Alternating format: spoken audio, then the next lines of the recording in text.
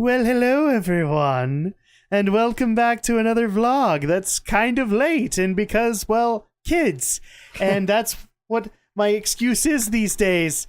And welcome to Fantastic Beasts 2, as I do a very horrible Newt Scamander impression for, this is our vlog on Fantastic Beasts 2, The Crimes of Grindelwald. The Crimes of Grindelwald.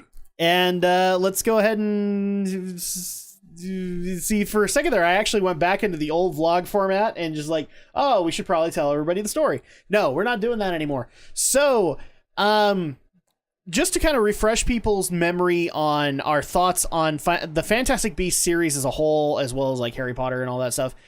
Alex, where were you at when walking out of Fantastic Beasts? The original or this one? The original one. I really loved the original Fantastic Beasts. Yeah. I had fun with it. I was there too. I like the idea of basically globetrotting and going to see all of the various wizarding worlds. In particular, in Fantastic Beasts, we got to see America. And so at that point, I'll just be honest, walking into this one, and that's the other question I want to get into, is like, walking into this one and all the trailers, we knew that a lot of time was going to be spent in London, and I wasn't particularly happy about that. Specifically, nothing against Hogwarts. I love Hogwarts just as much as anybody else, but we've seen Hogwarts for 7 movies.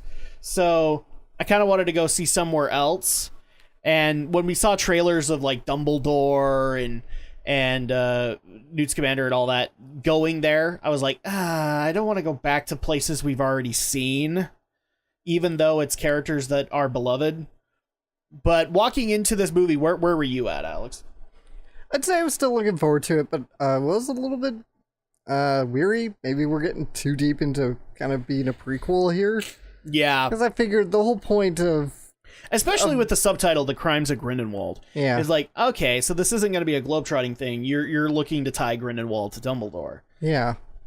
But I wasn't totally against it. I just was a little bit apprehensive. Not that I still decided I'd go in with an open mind here. Yeah. And still kind of say, okay, let's see what they can do with it. I'm still kind of interested. I'll be honest, like a couple of the trailers got me enough interested that I was like, okay, we'll at least get to see some really cool beasts and all that. So I'm into it. Now I'm just going to go ahead and warn people in advance now that we can get into the film. It has technically been a week since we have seen it.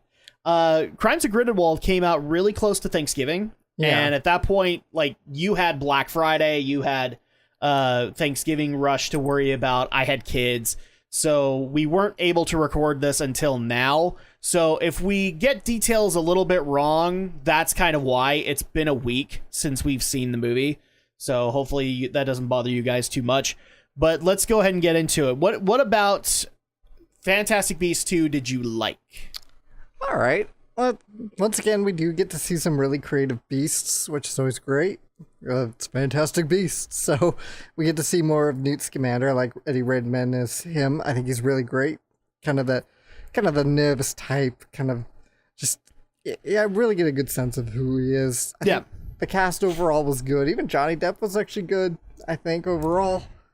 And Johnny Depp was probably one of the biggest concerns, because I'm like, why go with Johnny Depp and not kind of keep on the Potter tradition of keeping with a majority English cast? See, and what's funny is like everybody that I know of didn't want Johnny Depp because apparently he had like an abuse scandal the previous year. Oh yeah, there's with his wife, and so and what's funny is like I didn't know any of that. So at that point, the reason that I didn't want Johnny Depp in there was mainly the reasons that you had, which is like, he's not part of the British cast, and this just feels like you're shoehorning him in because you want him.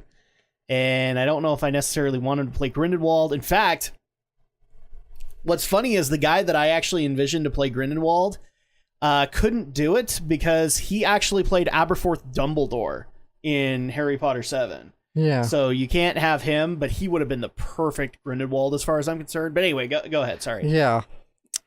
So, even though we do, kind of repeat our settings a bit, I think the time is spent pretty decently out both around Hogwarts and in other places. Of course, we see Scamander's own basement, which is this great, like, large habitat for all these fantastic creatures. You know, we get to go to Paris for a bit. So I think the film overall, location-wise, is pretty decently balanced. Yeah. we do. Well, and you get to see the Parisian wizarding world. Yeah. So. And, we start getting kind of learning about the relationship Dumbledore had with Grindelwald, but I feel like it's done in a way that feels tactful. It's not laid on overly thick, I know that's a big complaint people have. It's like, probably with this too. It's like, why aren't you more overt with the gay themes? Because it's the 20s, and that's not really an acceptable thing. Just because the wizards are outcasts in their own world doesn't mean that they're automatically inclusive towards everybody else. But maybe it was just me, but it felt like at one point there was a draft of this movie where they forgot the fact that Dumbledore was gay, and then he might have actually had a thing for Grindelwald, and then they kind of shoehorned in the fact that he was. There were a couple of moments, especially like with the mirror, where I was just like sitting there going, wow, this feels like it should have been a first draft thing, and it feels like it got rushed. I wouldn't say so, because I really feel like... I'm not saying JK forgot, I'm saying the other writers did. I think it's only JK Rowling on this. I think she's the sole writer. I thought she had here. 2 other writers like she did with Cursed Child. No, because Cursed Child was a play, and she didn't really directly write that herself. I know. They brought in 2 other playwrights to help her out. I thought that was the same deal here, that she had 2 other writers helping her. No, she's the sole writer for this. Okay. All right. Yeah, that was kind of... I don't know, it's a nitpick on my part, but it definitely feels like they needed to justify the fact that they made the announcement Dumbledore's gay, and so at that point they did go into the relationship.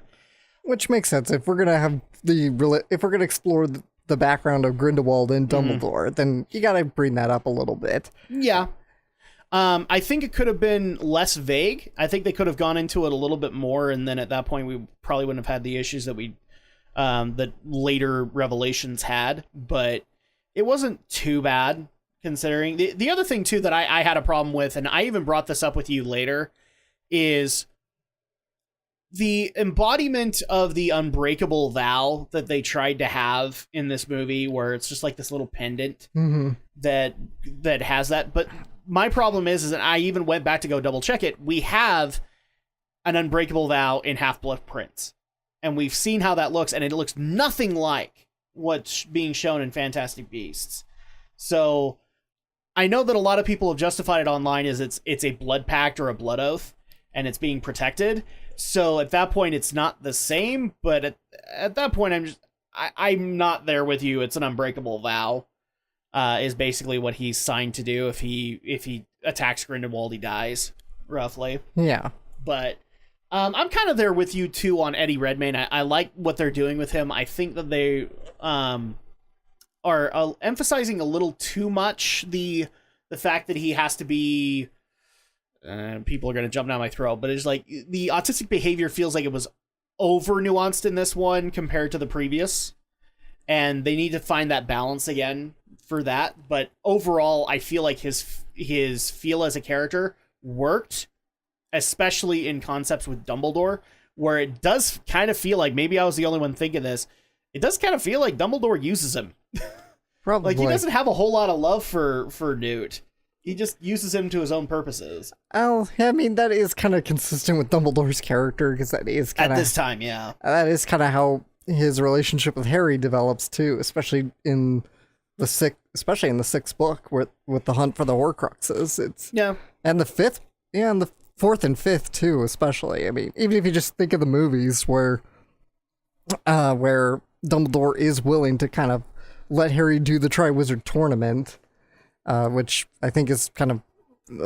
I can't totally remember all the details, but, I just remember that line McGonagall has. It's like, Potter's a boy, he's not a piece of meat, and you're using him as bait. The ultimate decision was because it was a contract he didn't get out of it is a magical contract, but, McGonagall is trying to reason, but you can kind of tell Dumbledore has ulterior motives. He feels like there is something afoot here, and he does want to see what's going to come out of it. Mm-hmm. And I will say this, too.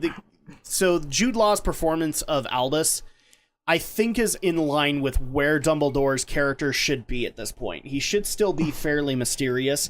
He should still feel like he's borderline breaking the law Yeah. kind of thing.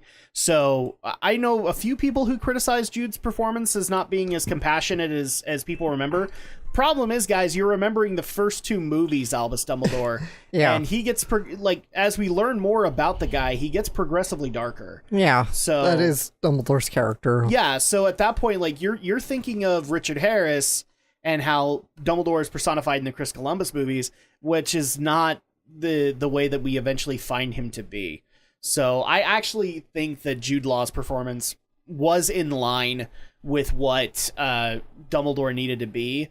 Grindelwald, it's trickier because there really isn't a litmus up until this point. There is technically a person who plays Grindelwald in Harry Potter 7, but it's like, what, a minute? He's on screen for like a minute. Yeah. And at that point, Grindelwald is just insane, so it doesn't matter. So Johnny Depp's performance, I can't necessarily criticize. He's basically a much more compassionate Voldemort. Yeah. Is what it is. And even then, we don't even know that because you kind of get the feeling that Grindelwald is like lying through his teeth. Like he would be just as relentless or just as merciless as Voldemort. Yeah, probably. So other things that you liked about Fantastic Beasts 2? A lot of great set pieces. I like the whole final, like the whole rally, and you got the big blue fire, and that's such a cool looking scene. So great visuals, I think, overall. Okay. I'll agree with you on that. A lot of the places looked really good. I actually like the fact that Wizard Carnival was amazingly easy to take apart just as much as it was to put it all out there. Yeah. And that was the other thing, too, I liked is like, Wizard Carnival makes sense because you're in Paris. Yeah. In fact, the one thing I'll also say about the Paris Wizarding World is you can kind of see where the basis for Beauxbaton is. I mean, there was lots of blues in Paris, so it made sense for that to be able to happen. I like the fact that now we have like different kinds of familiars and other magical elements that specifically are used with different Wizarding Worlds. Yeah. That was actually pretty cool. Because in America, it was more like, we have to hide this. And in Paris, it's just like, oh, well, we would just go with the flow kind of thing. I especially love the fact that, kind of like the gargoyle in Hogwarts, you had the lady statue who guarded the entrance to the, what was it called? It was like, basically it was the Wizarding Market in Paris. Right. You know what I'm talking about, Yeah. right? The lady who opened the door and then would close it. Yes. So yeah, those are the likes there. What did we not like about Fantastic Beasts 2? The movie's a little hard to follow.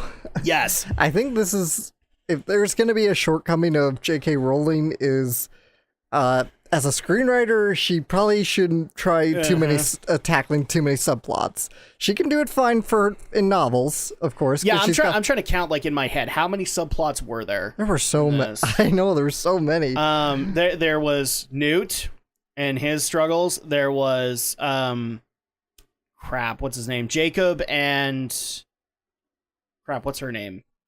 Jacob and the blonde girl. You had that going on, plus her internal conflict, plus Grindelwald, plus Credence, plus Lita Lestrange, plus the one retcon I'll get to in a second, and then the other retcon I'll get to in a second. There was lots of subplots going on here, and none of them, I think, got proper answers. Yeah, I mean, that's the problem when you're trying to write... Or let me clarify that. Proper satisfactory answers. Well, that's the problem, because obviously we're setting things up for like 2 or 3 more movies here. Welcome to cinema, everybody. Thank you, Marvel. Well, and the other thing too is that I'm going to couple what you're saying about JK is like she's used to being able to do that, and putting all of those details into a book is not as hard as putting it into a screenplay, because you have to hide a lot more.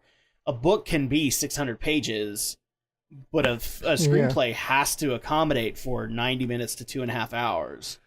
And there's a lot of details that can be lost. Yeah. And yeah, I'd say that's really just my biggest complaint is just a few too many subplots out the gate here. I think, I know, I get it. You're trying to set up these couple more movies, and I think you could have trimmed a few things here. And yeah, so... I also So I have no problem admitting this right off the bat before I get into my stuff, but I left the movie confused.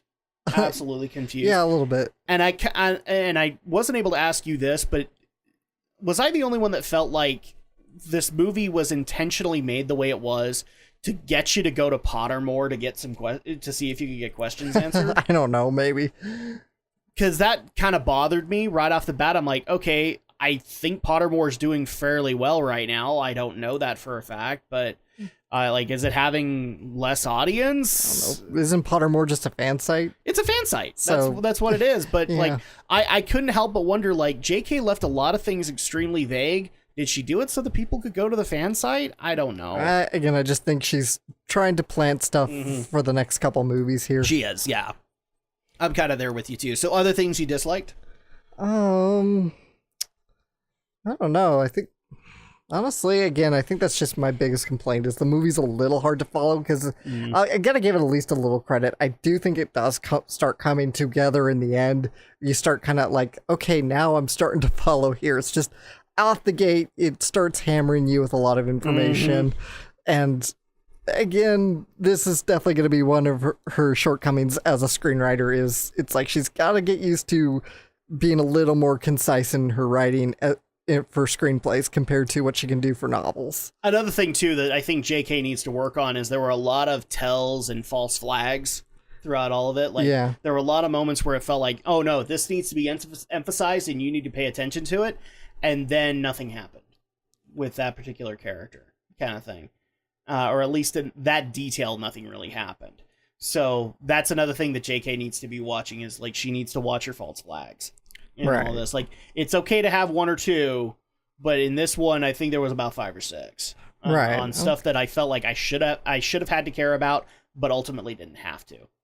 I have no problem admitting this. This is one of my prime dislikes is there was lots of retcons. Yeah, there definitely are. And that's part of the reason I left confused. And I think this is kind of, one of the, and I don't know if this is what... Retroactive continuity is, for all those who don't know what retcon actually is, retroactive continuity is a fickle beast. Yeah. And if you don't know how to utilize it, it can hurt you in the long run.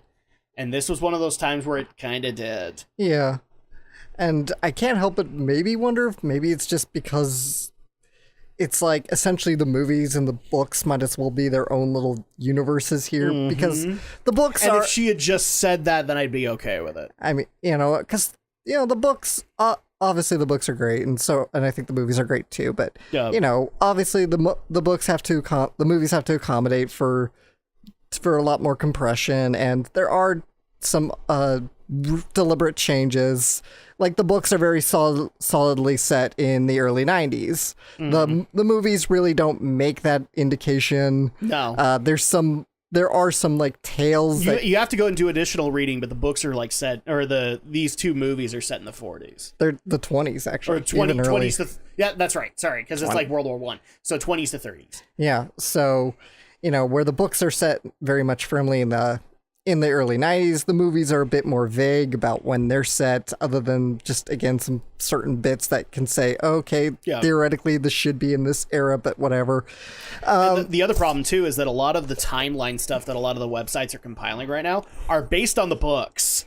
And so at that point, the vagueness does not help. Yeah, so I got a feeling that, and I don't know if that is what they're trying to accommodate or if she is just trying to retcon, because I do recall years ago, that she did say she would want to go back and kind of re-edit her books and kind of change some things. What creator doesn't? Yeah. This is one of those things that creators need to temper, and that's how you know a good director and a good writer when you see it, because they can temper themselves in that regard. Yeah. Authors have a little bit of an issue when it comes to that, and you can very clearly tell which authors have handled that and which ones haven't.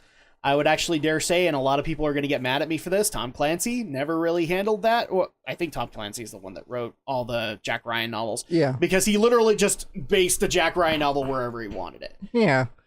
J.K. Rowling has set continuity, and now it's very clear she wants to rip apart some of that continuity. Yeah. I mean, it's only going to matter if you're really that hardcore of a Potter nerd, I think. I mean, I love the books plenty, but I'm not going to get too hung up on the details unless unless I feel like it really betrays the mythos of the story, which in this case I don't think it does totally. There's, but anyway, you want to go on, continue.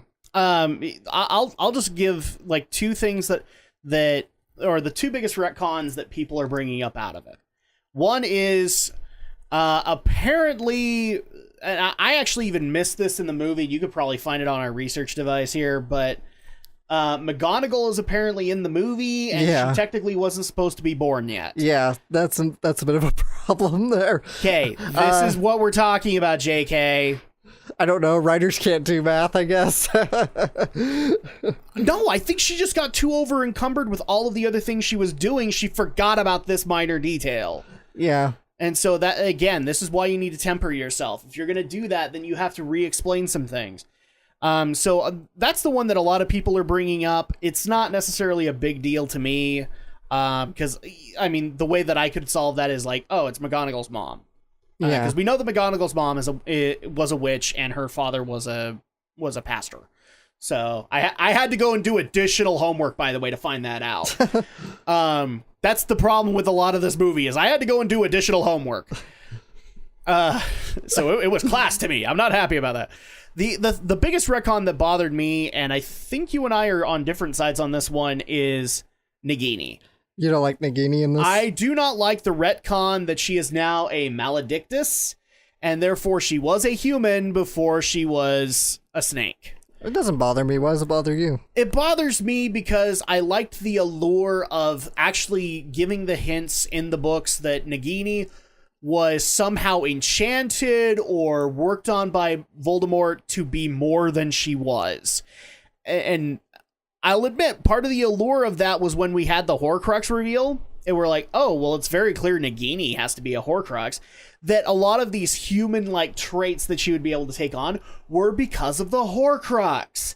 And because this piece of Voldemort's soul was in her, and now, no, she was just a Chinese girl that eventually lost the ability to change forms, and now she's a snake forever.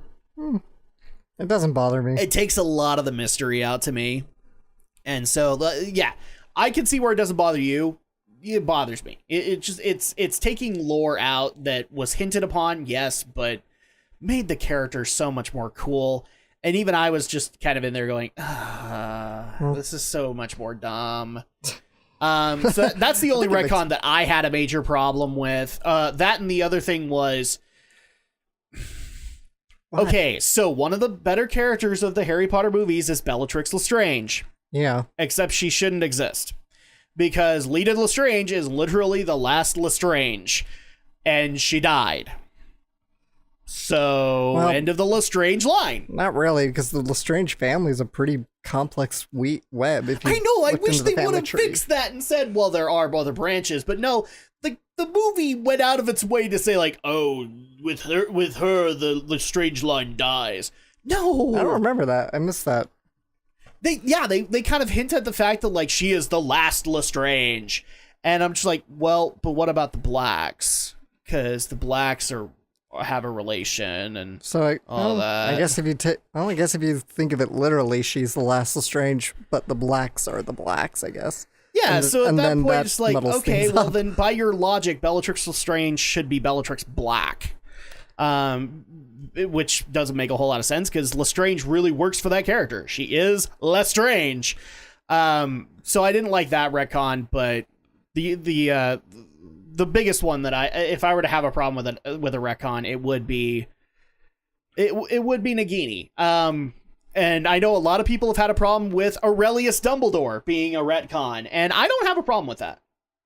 I don't have a problem because I like the fact that in book 7, when we learned how much of a bastard Percival Dumbledore was, I wanted to see like an evil Dumbledore. That actually would be really, really cool. Was it the first thing that I wanted? No. And now I think it's going to be a really weird thing to have that that battle, because it's not going to be Dumbledore versus Grindelwald like we thought it was. Now it's going to be Dumbledore versus Dumbledore with Grindelwald aiding. So I can see where people have a problem with it. I'm not there with you. I think that it was actually a really cool reveal to have Credence be the or to have Credence be Aurelius Dumbledore. I think that was actually pretty cool, considering the fact that I was literally predicting he was going to be like Morvolo Gaunt. Mm-hmm. And so at that point we were going to be setting up Dumbledore or Voldemort. Sorry, Voldemort. There's so many terminologies there that I could bring up. Okay, so another dislike that I have is I like the Blue Fire along with you. However, World of Warcraft should sue Warner Brothers. Because I don't care what anybody says, those were frostworms that came out of the Blue Fire. Those were frostworms from Warcraft, and Blizzard, you should be suing Warner Brothers. It's a silly one to have a problem with, but I kind of do. And then the other thing that I'll just say right here and now is I wanted Fantastic Beasts 2. I wanted a globe-trotting venture, which you could technically say we got, but unfortunately, a lot of the elements that people walked away with in this movie, it feels like Harry Potter 0.3. Say if I'm wrong. I totally don't think so.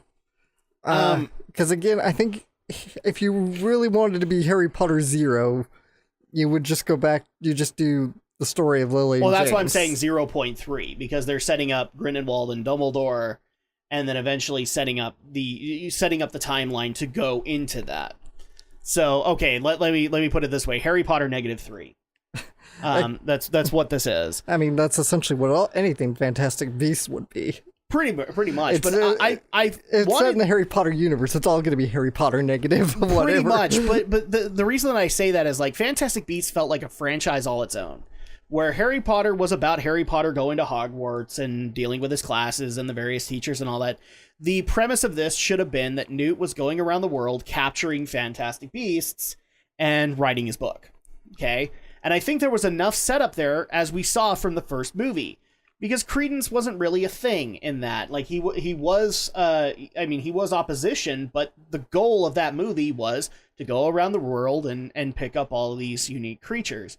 And that kind of got lost in this. So it would have probably been better to do Crimes of Grindelwald as its own separate thing in the universe. Kind of like how Rogue One and Solo are different things in Star Wars. And people probably wouldn't have had that problem. Right. My biggest problem in this whole thing is, really, it's wizard Nazis again. It's wizard Nazis. Yeah, I mean, that, I guess, for people, you can fight me on this. Voldemort and the Death Eaters were wizard Nazis. That's what they were. They wanted to cleanse the pure bloods of the filthy mudbloods, or the Jews. Okay? Did you need to stress the Jews so hard? I'm showing the allegory here. They are wizard Nazis. And even when you watch the movies, there are Nazi themes throughout pretty much all of the Ministry of Magic in movie 7. And there are Nazi-esque themes that are going on in part 2 as well. It's a different kind of society. And with Voldemort, that kind of made sense. Grindelwald, I don't feel like he needs followers. I don't feel like he needs to start a war. I feel like he just needs to be his own badass self. Especially considering how movie 7 kind of wrote him to be badass self.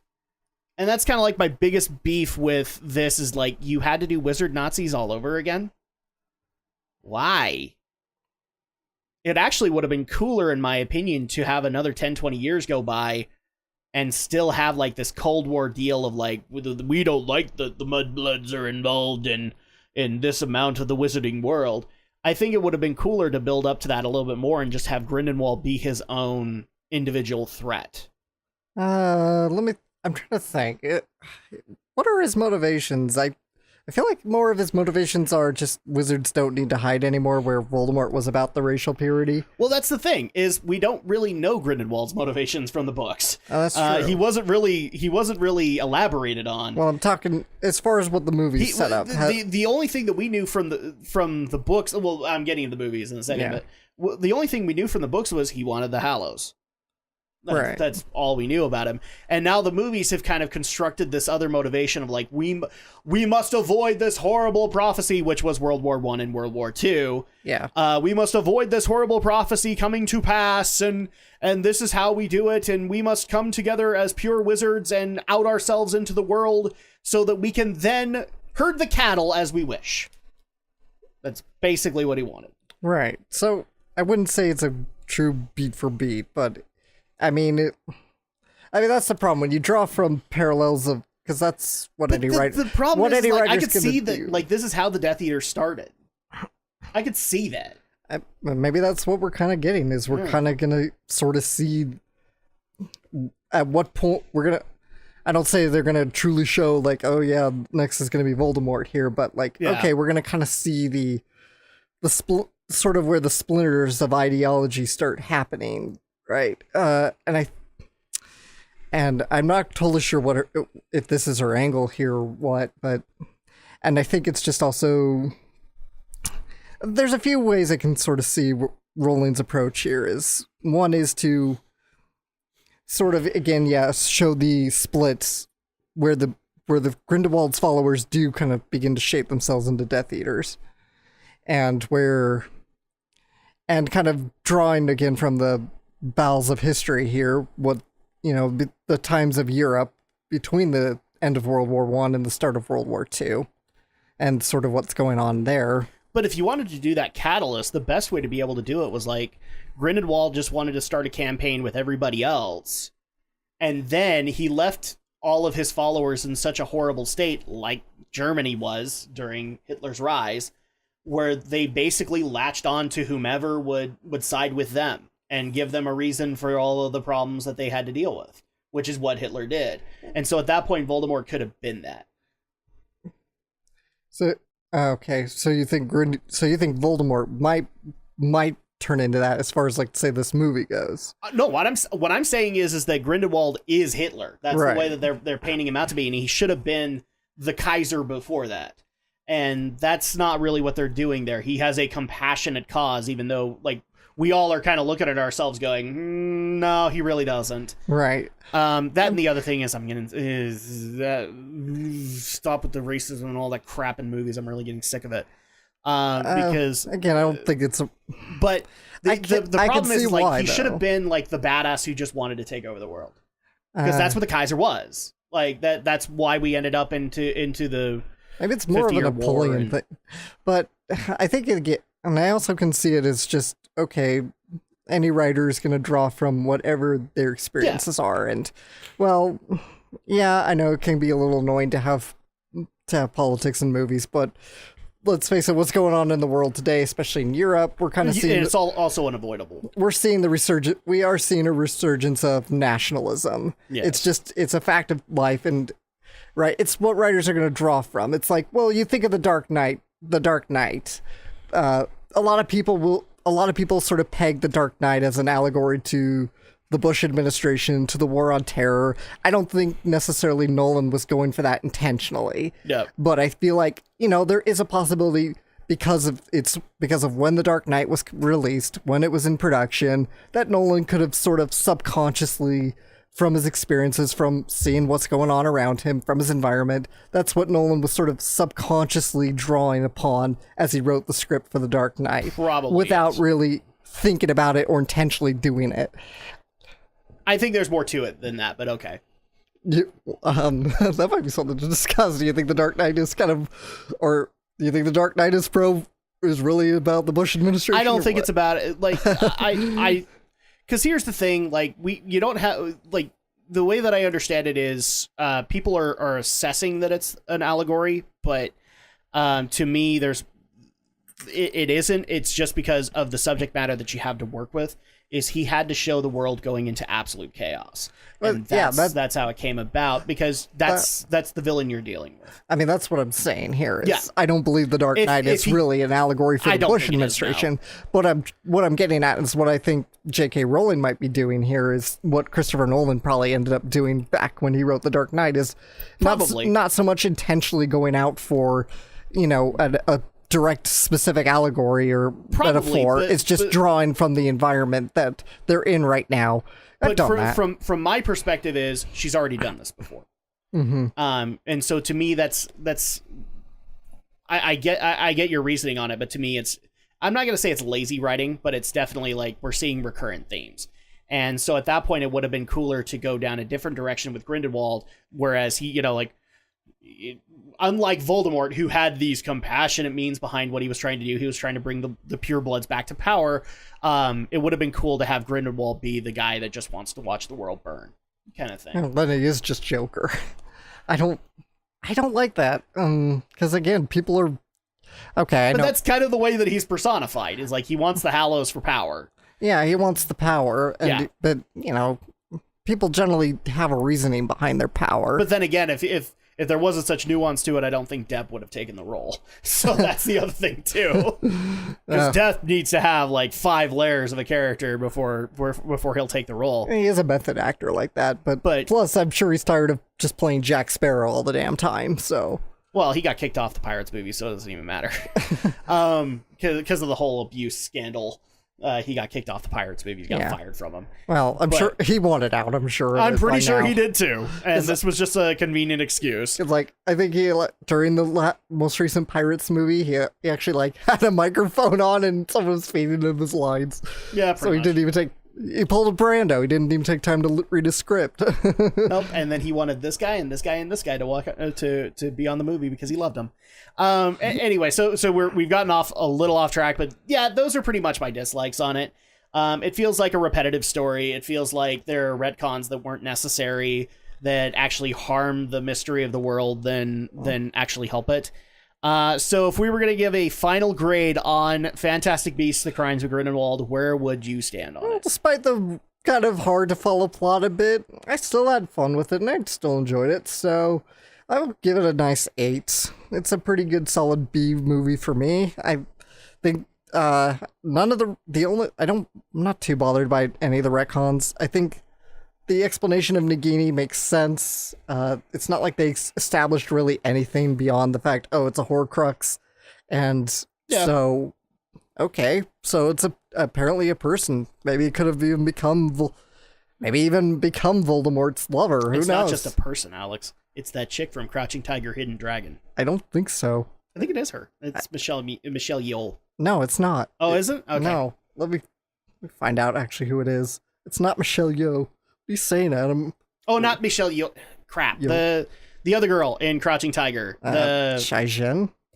Zhao Zhaishen? Is that how you say your name? I don't know. She's the one that had the green destiny most of the movie. I don't know. I can't remember it. No, Michelle Yeoh is the other one, right? The older one? Yeah, she's a little older. No, wrong girl. My bad. I also remember her in Memoirs of a Geisha. Yeah, she was in that. She's also in the... No, she's not in the House of Flying Daggers. I had to think about that.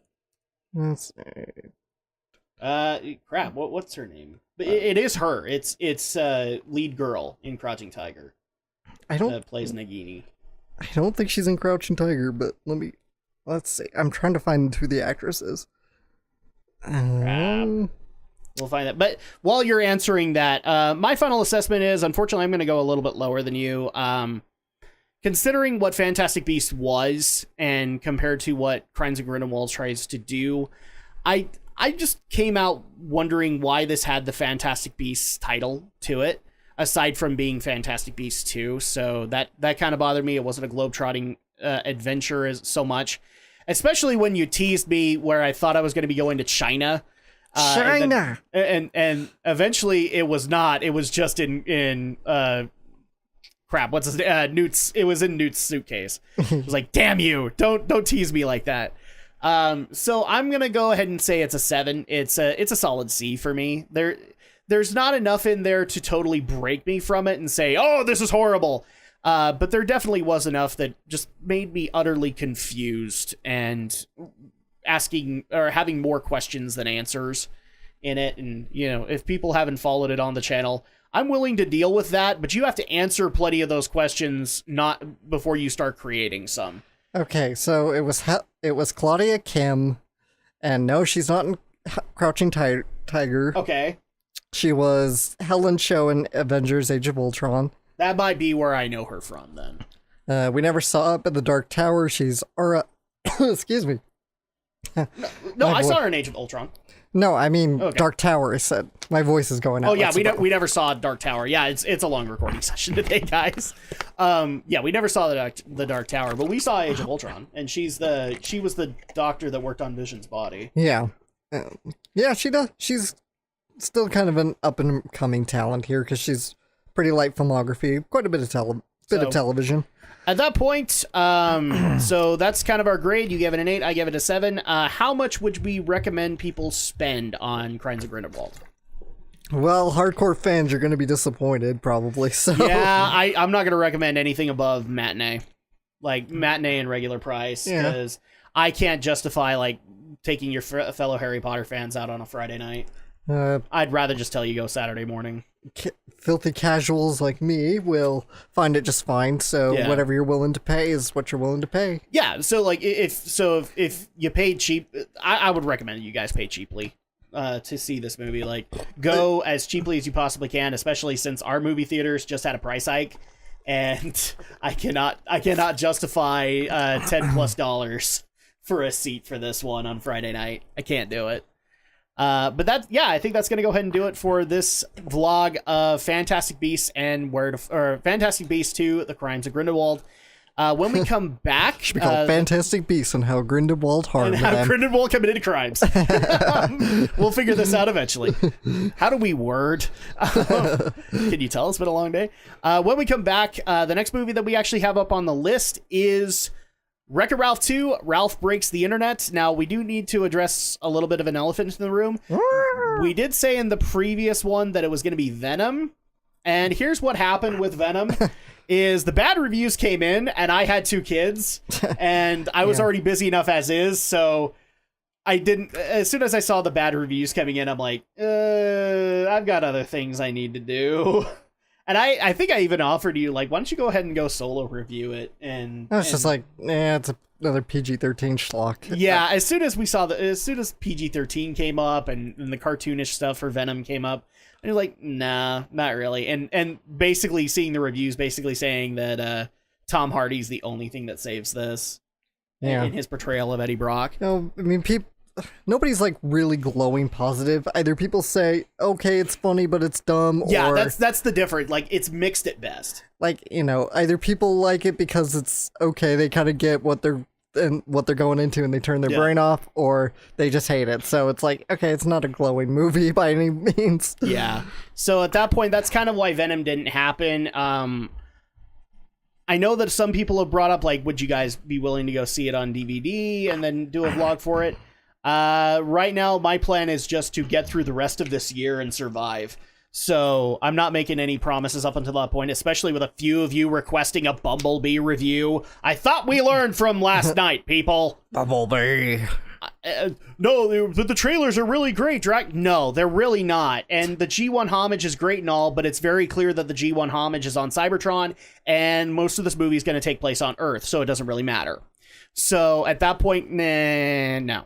I hate to say this, guys, but there might be a couple of movies cut out just because kids. Yeah. So that's going to be a thing. But we will see you guys next time for Ralph Breaking the Internet. He will break the internet. With Sarah Silverman, I'm told. Yes, because she's... And I have been told face? that Disney princesses will be involved. Yeah, So apparently so. We'll see you guys then.